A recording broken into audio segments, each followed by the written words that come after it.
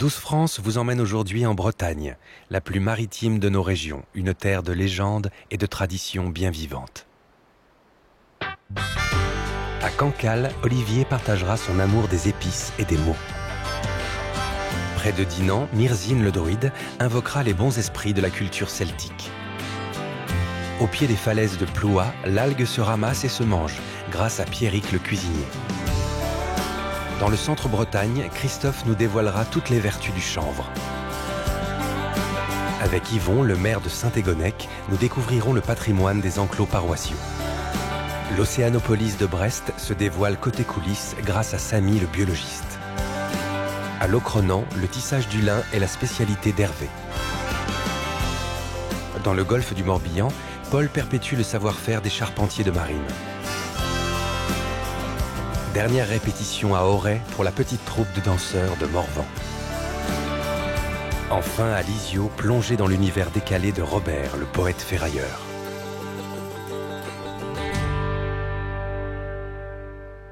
Notre première étape en Bretagne nous emmène d'emblée sur la côte d'Ille-et-Vilaine pour une visite épicée à Cancale.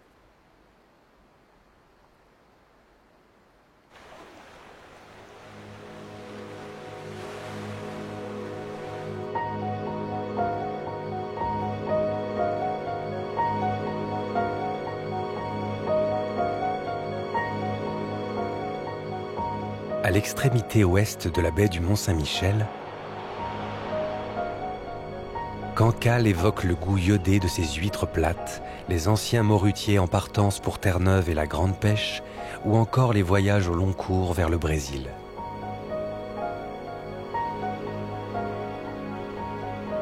Un lieu d'évasion en soi, où l'on se prend à rêver des Indes, sans vouloir quitter le rivage et ses petits refuges moelleux, comme le château Richeux, où l'on se sent déjà si loin.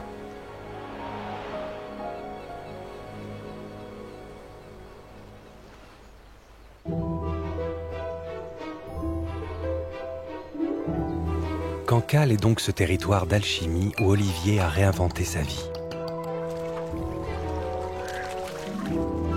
En 2006, ce grand chef renonce à sa 3e étoile Michelin et transforme son restaurant en entrepôt à épices.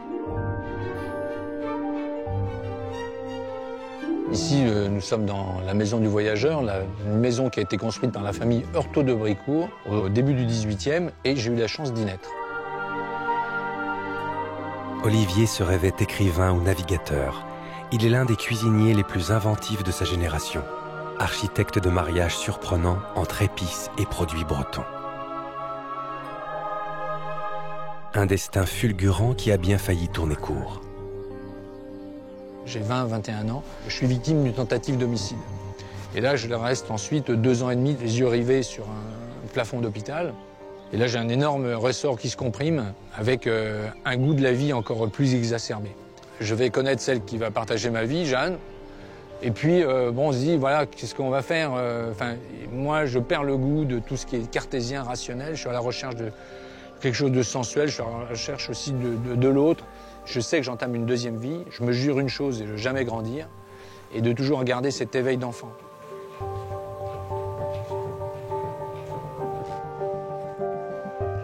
Autour de cette table, je comprends que l'expression d'un bonheur de vivre dans ce pays entre ciel et mer, c'est à travers la cuisine probablement. J'ai 24 ans et j'ai toujours pas touché une casserole.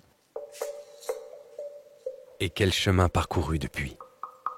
On travaille plus de 120 épices et on crée des saveurs, une poudre comme on crée un parfum, destiné non pas à la peau d'une femme, j'aimerais à la limite devenir parfumeur et créer une poudre un jour pour la peau, le profil d'une femme, non, mais ça va être pour une tomate, ça va être pour une petite pomme de terre nouvelle, c'est ça qui est tout à fait passionnant.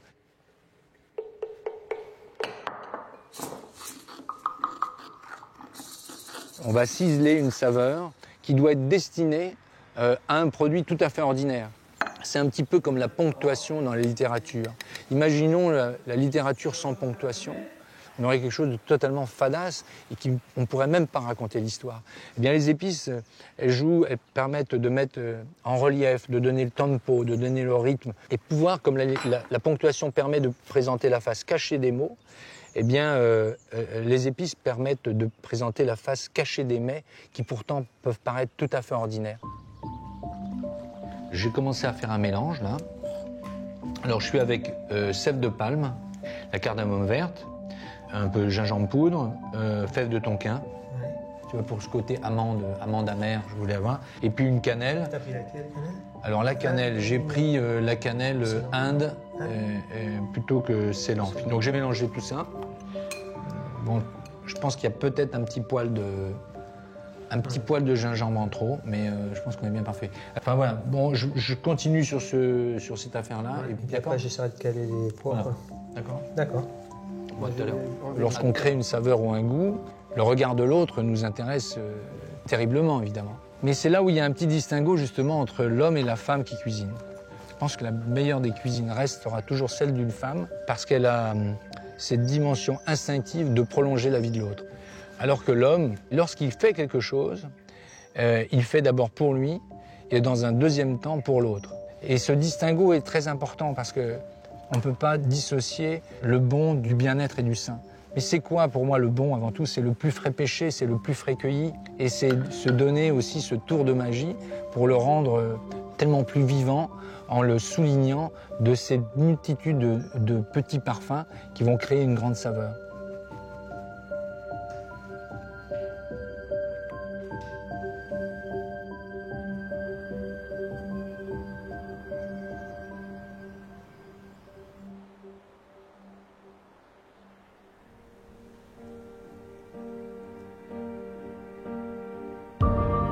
Dominant marais et polders, le mont Dol fait partie des 7 collines sacrées de l'ancienne Armorique.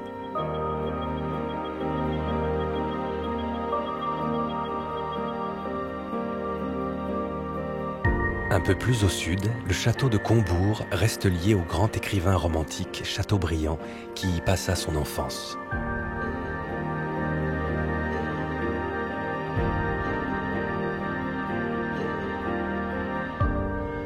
Sur un promontoire rocheux dominant la vallée de la Rance, la petite ville de Becherel est devenue en 1989 la première cité du livre de France. Si Becherel compte une quinzaine de libraires et de bouquinistes, elle abrite aussi quelques métiers du livre plus rares.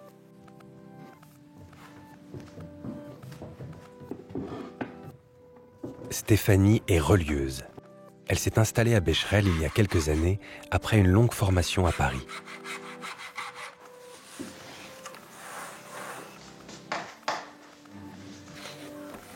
Le patient travail de la reliure est avant tout celui de la restauration, offrant aux livres anciens une seconde jeunesse.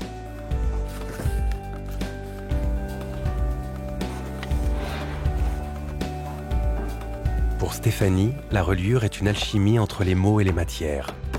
Un artisanat né de son amour de la littérature et d'une constante recherche d'originalité dans le choix des couvrures et des décors.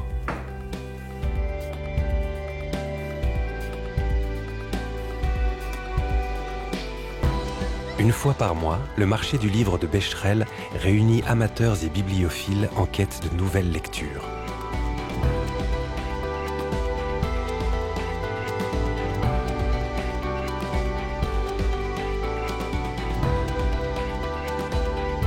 Sur les berges de la Rance, Saint-Suliac conserve les vestiges d'une ancienne cité portuaire viking abandonnée après la défaite des Normands en 939.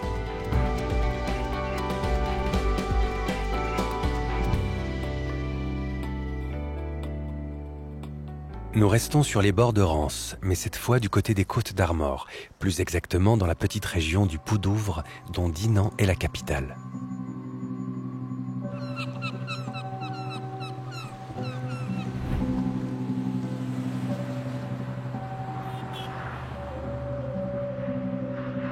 La Rance est l'une de ces rias dont la Bretagne a le secret.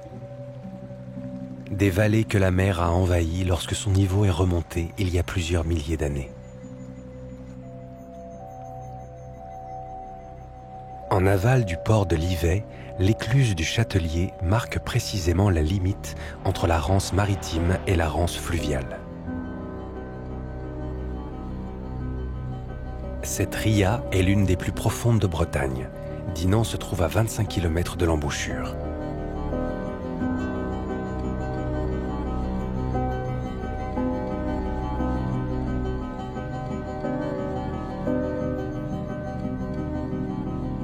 La Bretagne est célèbre pour ses alignements de mégalithes. À Plélin-Trégavoux, au nord de Dinan, le Champ des Roches dresse ses 65 menhirs depuis plus de 4000 ans.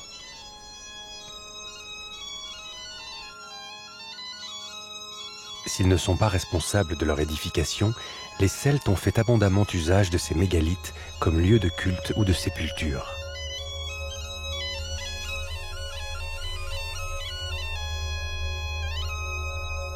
Certains Bretons continuent de perpétuer le symbolisme celtique. Une tradition dite néo-druidique apparue au XIXe siècle dont les expressions sont variées.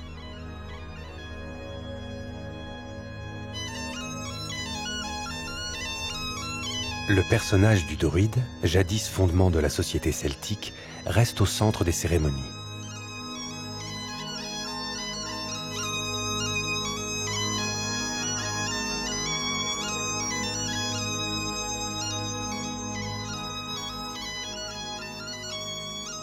Qu'est-ce que c'est qu'un druide? Alors, c'est un homme du chêne, nous sommes là sous les chênes, et c'est quelqu'un qui est très en relation avec l'arbre, de manière générale, et puis la nature, tous les éléments qu'il salue tous les jours, tous les matins en se levant. Un petit cercle d'adeptes s'est réuni autour de Myrzine, druide depuis une trentaine d'années, pour une cérémonie rituelle.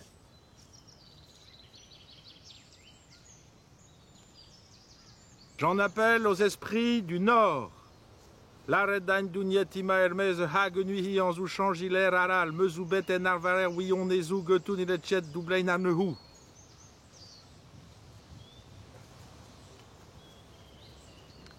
J'appelle les bons esprits de l'Est, guidés par le regard perçant du faucon.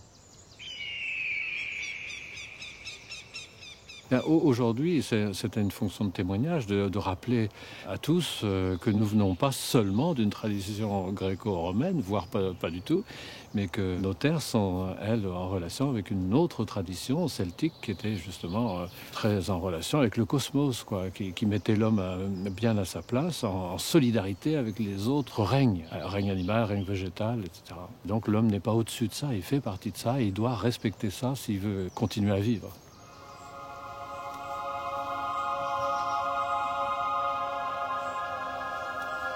J'appelle à nous les bons esprits de l'Ouest, par le saumon qui se meut dans l'eau pure et claire des origines.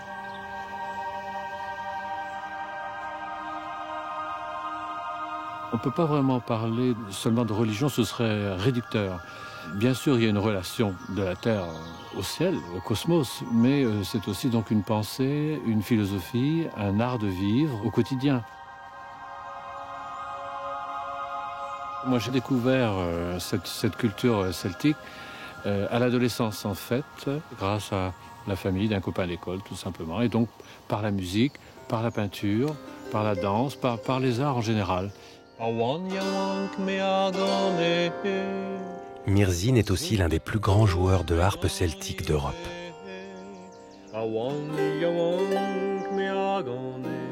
Alors l'harpe sur laquelle je joue aujourd'hui est une copie des harpes plutôt après la Renaissance.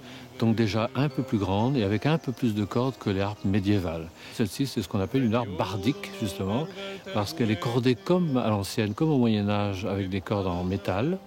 Et je joue moi-même comme les anciens bardes, avec une technique particulière et avec les ongles. Donc rien à voir avec les harpes plus modernes.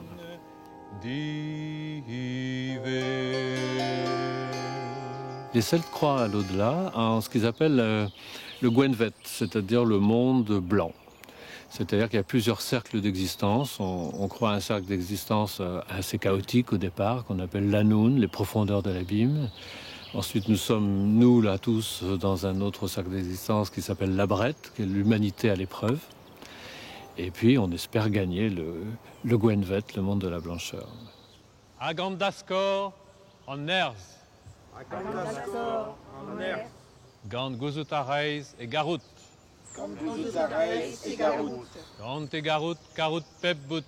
Gand et Garout, Garout Pepbout. Pepbout à Pep Madelez. Pepbout à Pep Madelez.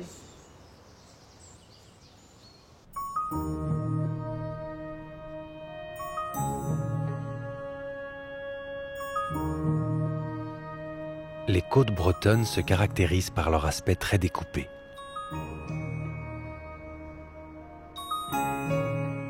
La mer et le climat ont façonné ces paysages somptueux, véritables tableaux naturels.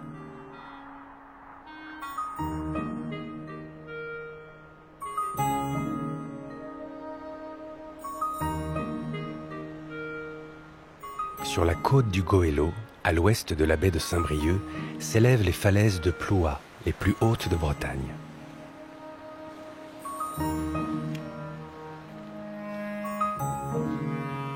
Des falaises dressées au pied du plus grand champ d'algues d'Europe.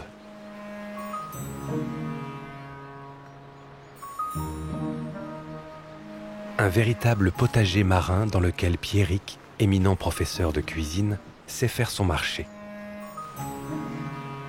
J'ai découvert les algues dans les années 75-76 à Paris, en fait, lorsque je travaillais avec un cuisinier japonais.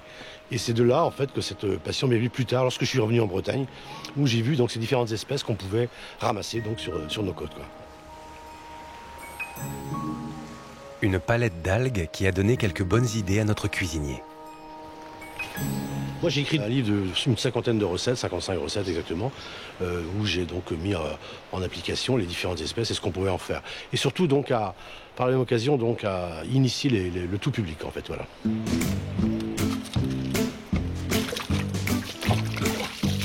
Bonjour, Pierrick, donc. Bonjour. On va découvrir ensemble les différentes espèces qui poussent sur nos côtes. Alors, voilà, donc, celle-ci, donc, la laitue de mer. Alors, la laitue de mer, lorsqu'elle est ramassée sur pied, c'est-à-dire lorsqu'elle est accrochée à son rocher, il n'y a aucun problème, elle est comestible. C'est d'ailleurs ce qu'on va faire. On va la préparer pour la manger ce soir.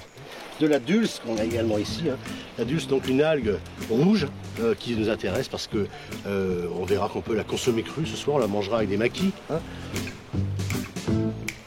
Ici, en Bretagne, il y a 500 espèces d'algues à peu près. Il y en a 12 qui sont intéressantes au niveau alimentaire. Alors, pas parce que les autres ne sont pas bonnes, aucune n'est vénéneuse, mais il y en a 12 qui sont préférables parce qu'elles sont plus tendres, parce qu'elles apportent des saveurs intéressantes et un complément alimentaire aussi qui n'est pas négligeable. C'est très riche en éléments minéraux et en vitamines et pauvre en graisse et en sucre.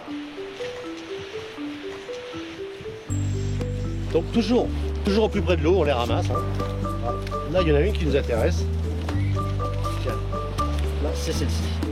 C'est une algue noire, celle-ci. Je ne sais pas si ça vous dit quelque chose comme... Nori. C'est la nori, voilà. C'est avec celle-là qu'on fait les sushis, entre autres.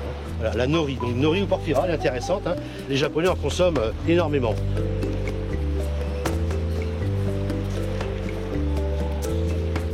Michel, tu connais peut-être. Voilà.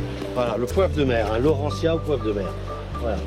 Donc, particularité, alors c'est une petite fougère, elle est vraiment petite. Une petite fougère, mais elle est poivrée. Et piment. Comment tu trouves la saveur? Rien au premier abord, et par contre, une fois qu'elle est en bouche, effectivement, elle dégage.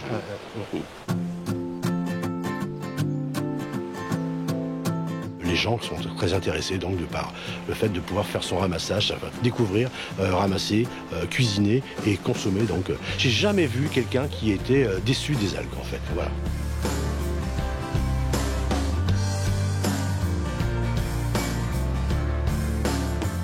La découverte des algues se poursuit à présent en cuisine. Les algues, lorsqu'on les connaît, c'est un légume, c'est une richesse qu'on a, c'est un garde-manger en fait qu'on a sur nos côtes qu'il faut exploiter. Aujourd'hui, on en est à des préparations beaucoup plus complexes et beaucoup plus intéressantes avec des salades composées, des tartares d'algues. On peut imaginer plein de choses que l'agroalimentaire nous mettra à disposition demain, ainsi que les restaurateurs.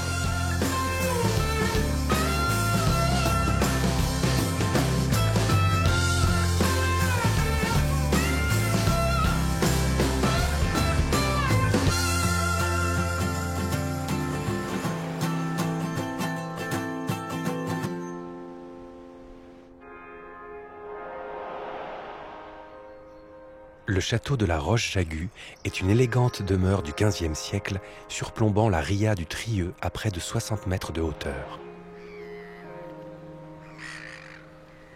Un panorama d'exception qui permet d'apprécier un train plus comme les autres.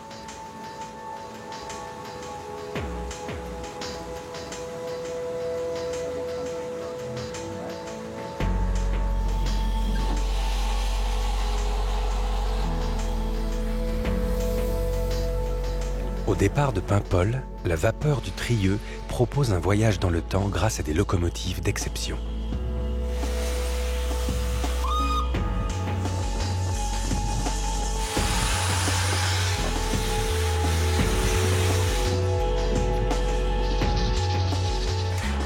De mai à septembre, des passionnés du patrimoine ferroviaire ressuscitent la grande époque de la bête humaine.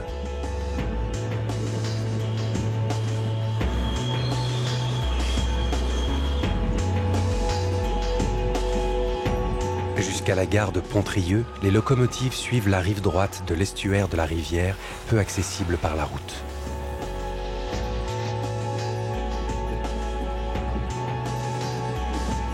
Une portion des plus pittoresques de la ligne Paimpol-Carhaix, unique vestige du réseau d'intérêt local breton créé à partir de 1879.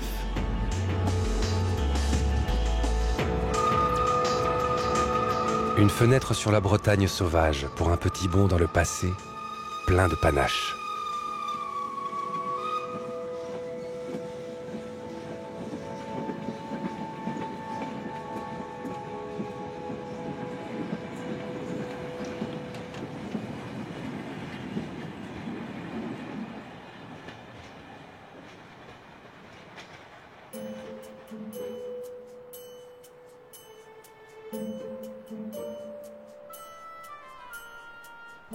Quelque part dans le centre de la Bretagne, l'ancien hameau de Saint-Antoine est devenu le théâtre d'une exploitation encore peu ordinaire, créée par Christophe et son épouse il y a une dizaine d'années. On habite ici, on vit ici, on travaille ici.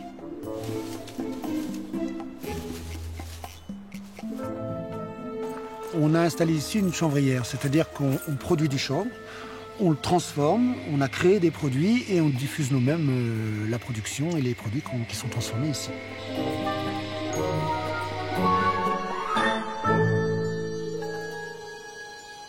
Le chanvre est une culture historique en France, notamment en Bretagne. Mais en raison des propriétés psychotropes de la plante, elle a bien failli disparaître après avoir occupé jusqu'à 170 000 hectares. Aujourd'hui, développement durable oblige, la France en est le premier producteur européen. La filière chanvre, en fait, c'est plusieurs produits.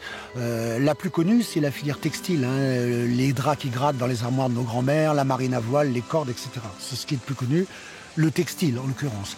Nous, ce qui nous a vraiment intéressé ici, c'est une filière qui est beaucoup moins connue, c'est la filière grain, puisque la graine de chanvre, c'est un produit exceptionnel.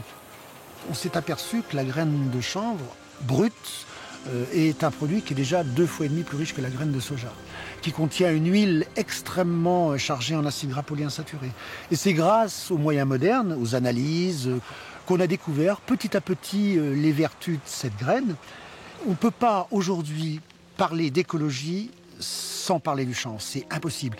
Une plante qui est 70 fois moins polluante que le coton, qui est 35 fois plus productive que du sapin pour faire de la pâte à papier, qui produit une graine 2,5 fois plus riche que le colza, qui pousse sur toute la planète. Imaginez bien que c'est une plante qui est incontournable d'un point de vue écologique.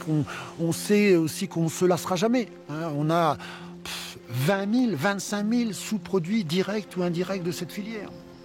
On ne peut pas se lasser.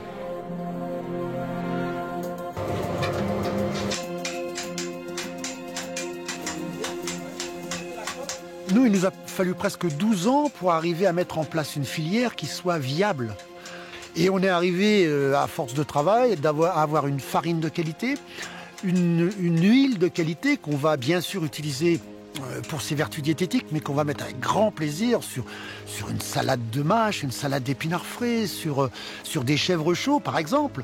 La farine de chanvre, c'est un produit qui est très intéressant pour son chargement en protéines. Le fruit lui-même, on s'est débarrassé de la coque et on se retrouve avec des produits, d'un point de vue diététique, incroyables. On pense, nous, d'ici l'année prochaine, sortir des produits assez surprenants. Donc on est très, très optimiste.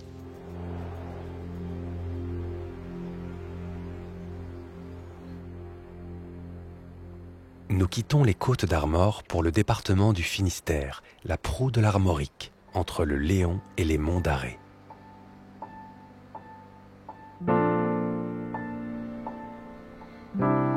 Dans l'ouest de la Bretagne, le bocage reste dense, même si les haies sont en net recul.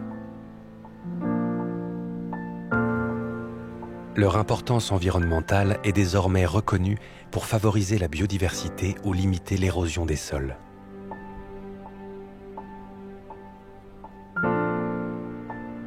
Au cœur d'une riche campagne, Morlaix a prospéré grâce au commerce du lin, une activité marchande qui explique la présence de l'impressionnant viaduc ferroviaire bâti au XIXe siècle.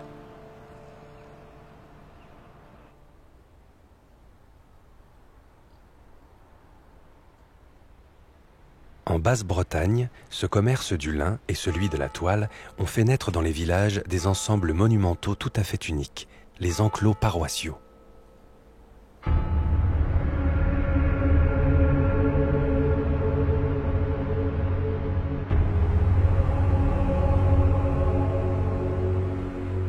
Celui de Saint-Égonnec est probablement l'un des plus exceptionnels. Comme les autres, il abrite derrière l'enceinte à porte triomphale une église, un ossuaire et un calvaire. La plupart des enclos ont été réalisés donc, pendant ce qu'on a appelé l'âge d'or de la Bretagne, c'est-à-dire donc le XVIIe siècle. Pendant à peu près un siècle et demi, l'église a pratiquement été en chantier. On a cassé, on a rajouté, on a commandé, on a enrichi donc le patrimoine de l'enclos. Le but, c'était de montrer la force, donc, la fierté paroissiale, l'orgueil paroissial, la volonté donc de manifester donc sa foi, et c'était surtout donc de faire mieux que le voisin. Et chaque fois, ça a été ça.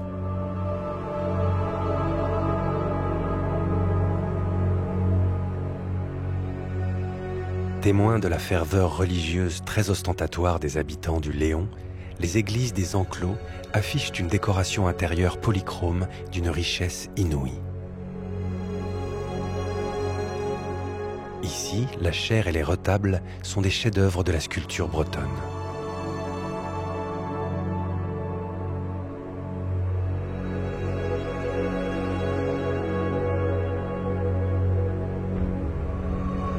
Un joyau qui a bien failli partir en fumée il y a quelques années et dont Yvon, le maire de Saint-Égonnec, a porté la restauration à bout de bras.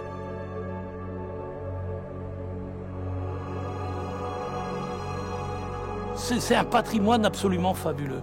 Et je crois que l'église, cet événement malheureux qui s'est produit sur la commune, a permis donc à toute la population d'avoir un autre regard sur son patrimoine, sur son église.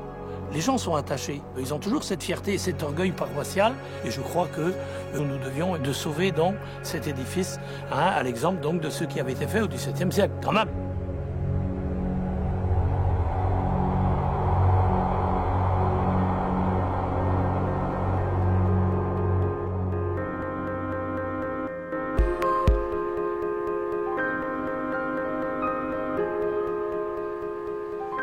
À quelques kilomètres, l'enclos de l'Empole-Guimiliau est un autre exemple de cette architecture spécifiquement bretonne.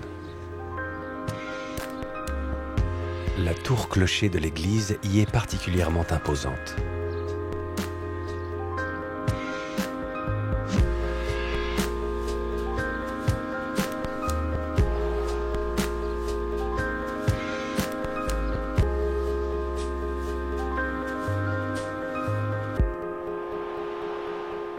Les monts d'Arrée, superbe frontière naturelle entre les Finistères nord et sud, rassemblent les principaux reliefs de la Bretagne intérieure. Aride, recouverte de landes d'ajoncs et de bruyères, la montagne Saint-Michel fut un lieu de culte et de légende dès l'époque celte.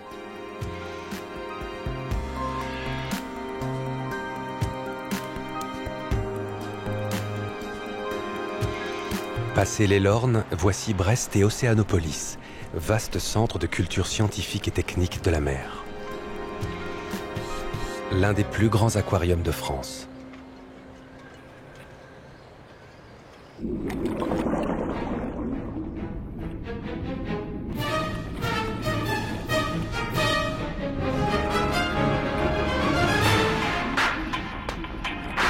Un terrain de jeu où l'on ne s'ennuie jamais, surtout si, comme Samy, on a ça dans le sang.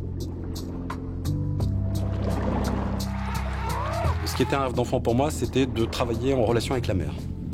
J'ai toujours vécu en voyant la mer en face de chez moi, toujours vécu au milieu des bateaux de pêche ou de commerce. Et puis en même temps, en faisant mes études, quand même, la biologie était quelque chose qui m'attirait, la biologie, la physiologie. Et puis un jour, j'ai eu le déclic, je me suis dit, mais après tout, faire biologie marine, ça serait allier un peu les deux.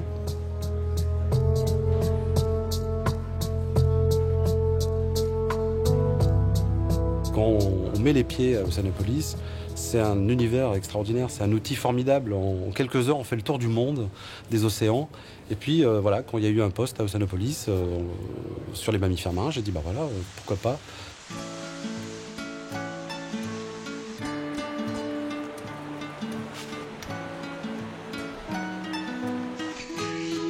Samy est ainsi devenu le responsable du département des mammifères marins à Oceanopolis. Il a aussi la charge de s'assurer du bien-être des 40 pensionnaires de la plus grande manchotière d'Europe.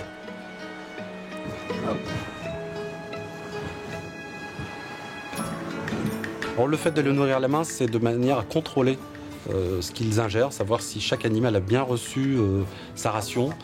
Ça permet de savoir aussi si un animal a un souci. Alors pour les identifier, on leur met des bagues, hein, ce qui n'empêche pas, à la fin du repas, lorsque tout le monde est assez rassasié, s'il reste un peu de nourriture, on la distribue dans le bassin, dans l'eau, ce qui permet d'avoir justement le comportement un peu naturel des manchots qui sont en train de chasser et courser.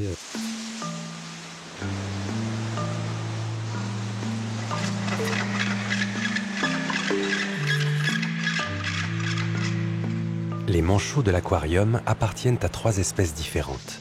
Manchots royaux, manchots papous et gorfous sauteurs. Tous sont nés en captivité, ce qui induit parfois des comportements étonnants.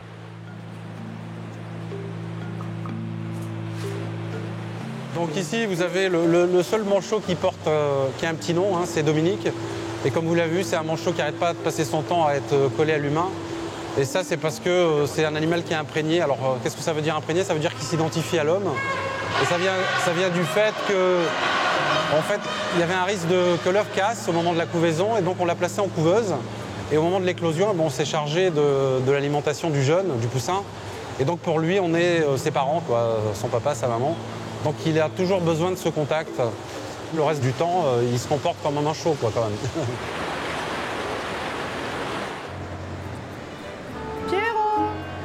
Les phoques, eux aussi, ont leur petit nom. Pierrot. Ah, regarde. Tu tombes. Tu attends. Encore là. Encore, Pierrot. Encore. Pierrot. Allez, Pierrot, tu vas à l'eau et tu sautes. Allez, Pierrot. Allez, Pierrot. Terminé.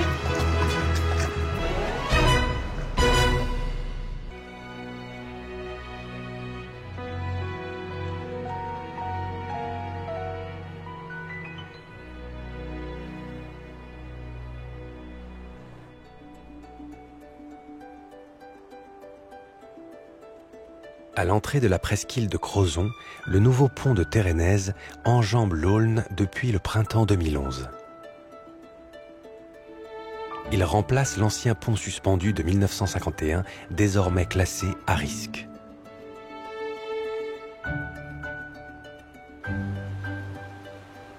L'Aulne est rejointe dans la rade de Brest par la rivière du Fou, dont la Ria s'échancre sur 17 km depuis le ravissant petit port qui en occupe le fond.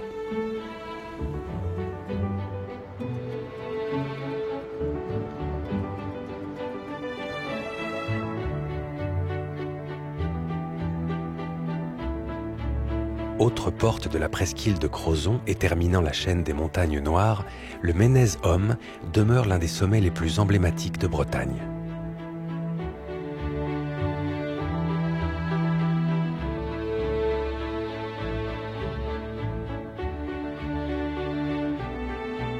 Locronan,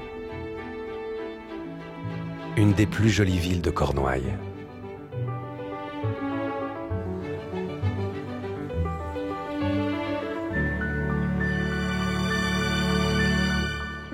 Locronan doit son patrimoine Renaissance au tissage des ollones, des toiles jadis destinées à la fabrication des voiles de bateaux.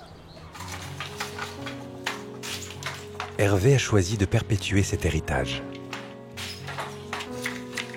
Le métier de tisserand, en fait, ça prend très jeune. Quand j'étais enfant, le tissu, pour moi, ça a toujours été la protection. Quand je n'allais pas bien, ça me rassurait. Et en fait, quand je suis devenu adolescent, j'avais demandé à mon père de me faire un petit métier, un petit cadre, et j'avais fait une petite tapisserie. Et avec ça, j'étais parti voir Madame Poivre, qui avait un atelier de tissage ici à Locronan. Et cette personne m'a dit, je ne veux pas t'apprendre le tissage, parce qu'on ne peut plus gagner sa vie avec ça. Par contre, c'est bien, continue la tapisserie, vas-y, quoi. Hervé ne tisse plus de voiles, mais il se passionne pour l'univers des artisans d'autrefois. Je sais que les grands conteurs ici à Locronan étaient en général des tisserands, parce que quand on tisse, on est sur son ouvrage. Bon, l'imagination a tendance un petit peu à partir.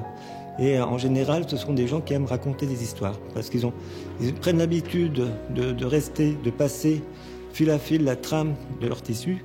Et ben c'est la même chose, parler, raconter une histoire, écrire, c'est mot à mot, phrase à phrase, raconter, comme le tissu, une histoire de soi et des autres.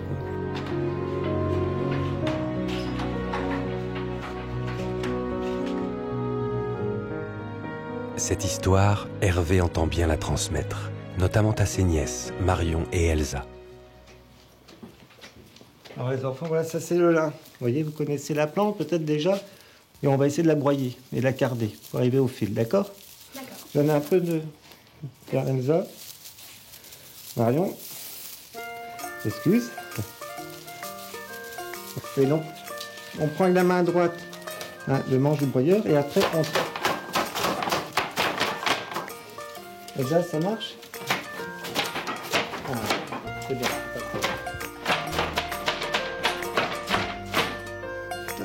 Vous avez vu?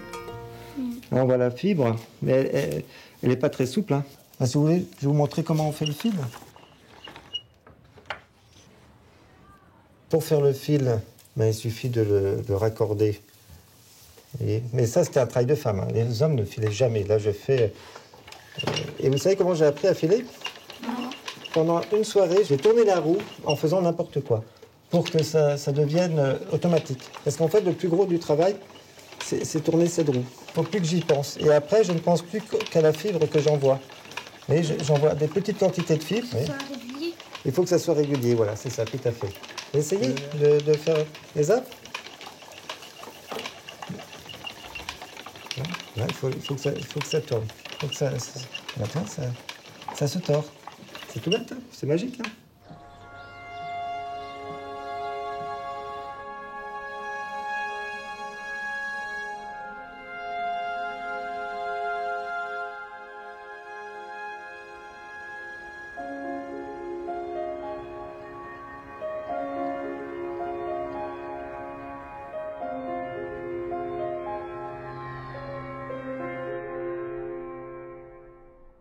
Dernière étape de notre voyage breton, le Morbihan, et pour commencer son fameux golfe, royaume de la navigation de plaisance.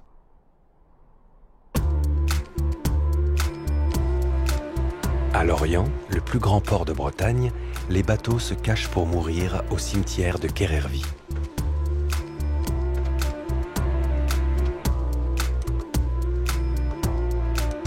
Certains n'ont pas su passer la terrible barre d'Etel.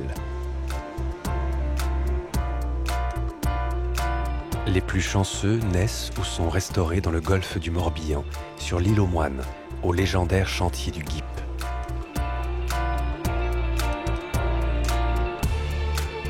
Un chantier né de la passion de quelques amoureux des bateaux de patrimoine. Paul est l'un d'entre eux.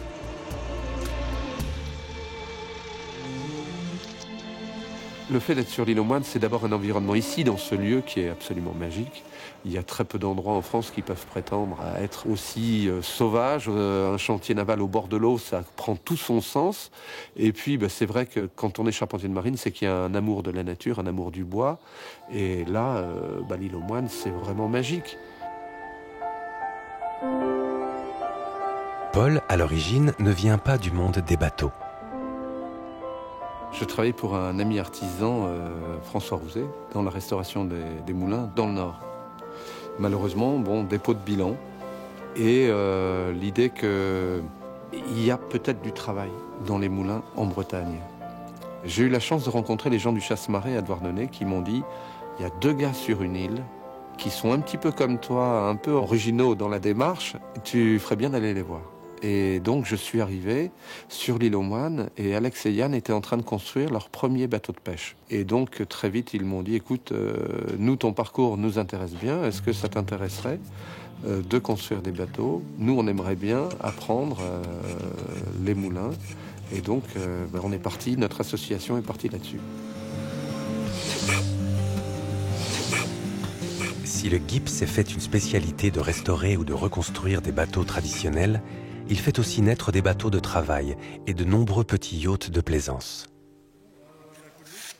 L'activité du chantier, c'est de faire vraiment du sur-mesure. Quelqu'un arrive avec un projet, avec un rêve.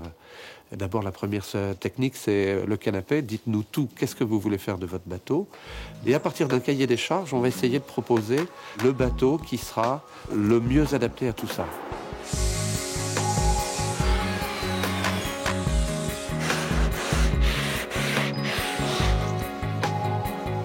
Au GIP, tout est affaire de savoir-faire.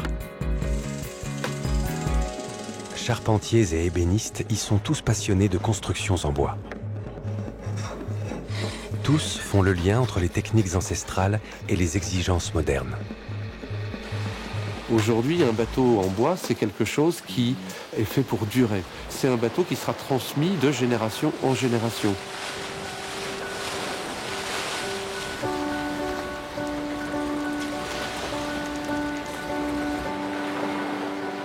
Le chantier du GIP, aujourd'hui en France, c'est un des chantiers les plus renommés. Le label Entreprise du patrimoine vivant est une reconnaissance pour nous. Ce qui est certain, c'est que ce qui nous mène aujourd'hui dans notre travail, c'est l'amour du travail, la passion, avoir de beaux bateaux. Et on pense que chaque bateau est un ambassadeur et que les ambassadeurs ont bien travaillé.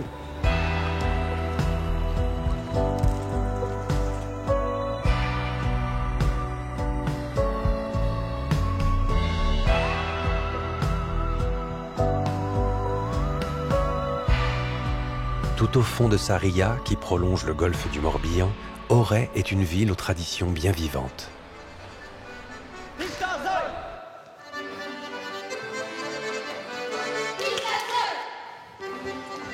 Des traditions dont n'hésitent pas à s'emparer de jeunes danseurs et scénographes amateurs. Morvan et sa petite troupe appartiennent à une institution de la culture bretonne. Au niveau populaire, la Quévrenalerie est très très importante.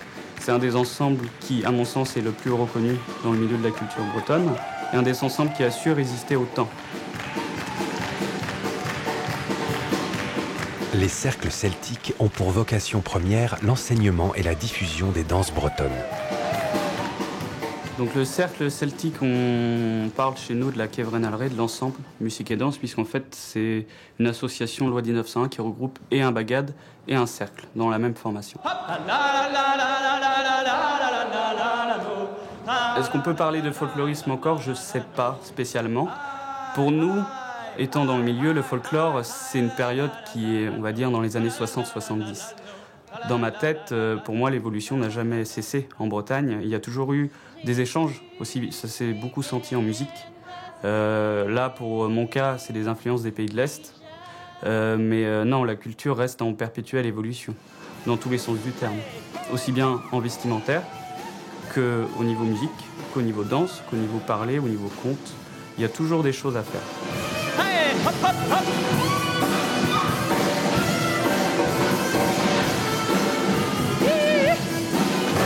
Le costume, on l'a abandonné quand même en Bretagne il y a un certain temps, le costume dit traditionnel. Après, les groupes continuent à le faire perdurer sous différentes modes en faisant des recherches encore. Des recherches sur les cartes postales, des recherches iconographiques, les vieilles photos, pour pouvoir avoir des éléments en plus. Les chorégraphies, on a pour base la culture populaire et la danse traditionnelle. Donc à partir de là, il est obligatoire d'amener un pas de danse traditionnel sur la scène, parce que c'est ça le principe. Mais non, d'année en année, tout évolue, la culture évolue, les groupes font que les suites scéniques peuvent être complètement différentes l'une de l'autre.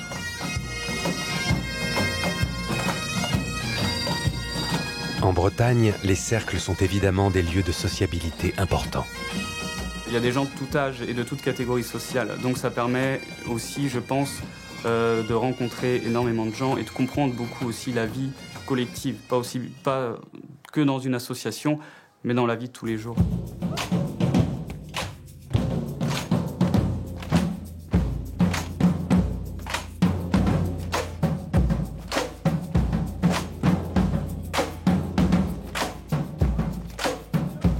La Quéveraine Alré a remporté 10 premiers titres nationaux en danse bretonne et son Bagad, l'orchestre traditionnel, a été sacré 6 fois champion de Bretagne.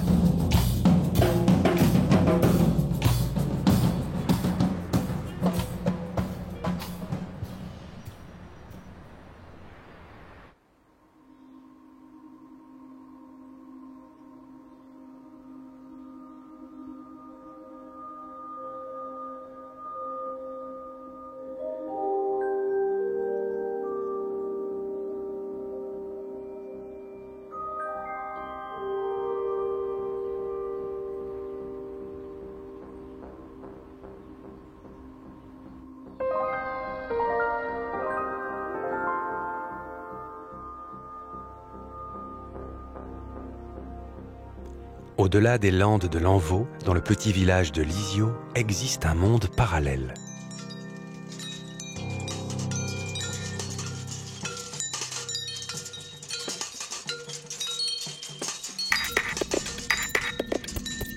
L'univers de Robert, le poète ferrailleur.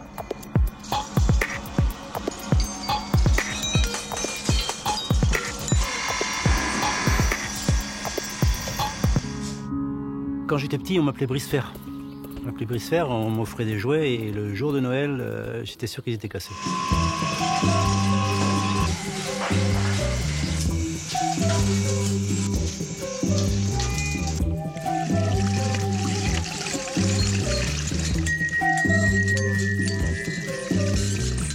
L'idée, en fait, dans ce travail de création, de sculpture, c'est pour moi-même d'abord de faire quelque chose qui me passionne. Assembler, souder, créer des objets, partir de rien et inventer. Et à travers ça, c'est d'inviter les gens qui passent voir tout ce travail-là, d'inviter à leur propre talent, à leur propre passion. C'est là que je suis heureux, en fait, c'est à faire des choses, à inventer, à réaliser mes rêves, à être comme un enfant, en fait, dans son aire de jeu.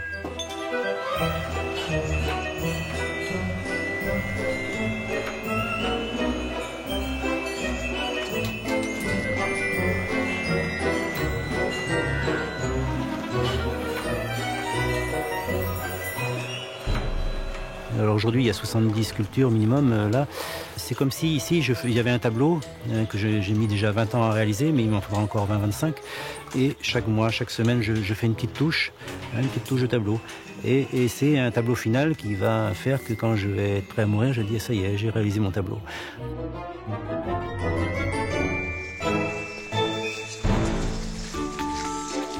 J'ai fait des études de cinéma. Pour moi, le cinéma et ce que je fabrique ici, c'est la même dynamique en fait. Je rassemble des images, du son, des acteurs, un scénario, de la musique pour faire une œuvre et communiquer quelque chose. Et ici, je rassemble des bouts de ferraille, des bouts de tissu, de la couleur, du mouvement, et c'est la même chose pour communiquer.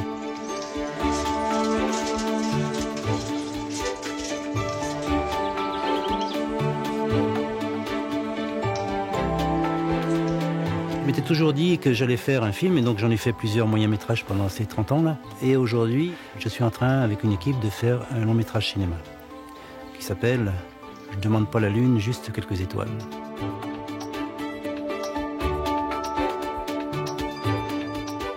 Pour le film, on fait des créations très particulières. Il y a un décor, il y a des machines, il y a plein d'inventions très marrantes. Ça me prend beaucoup de temps. Rien que l'aspect déco et puis machinerie dans le film, c'est 3 mois de travail.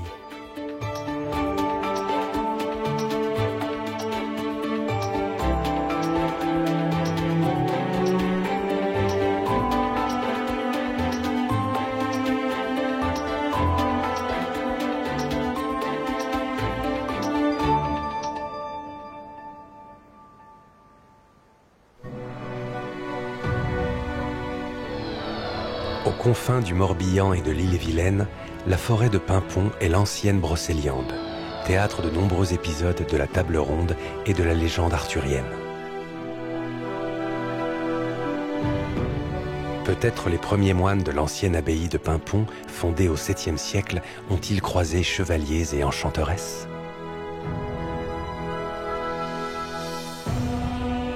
Sur ces chemins de légende et de mystère s'achève notre périple en terre armoricaine.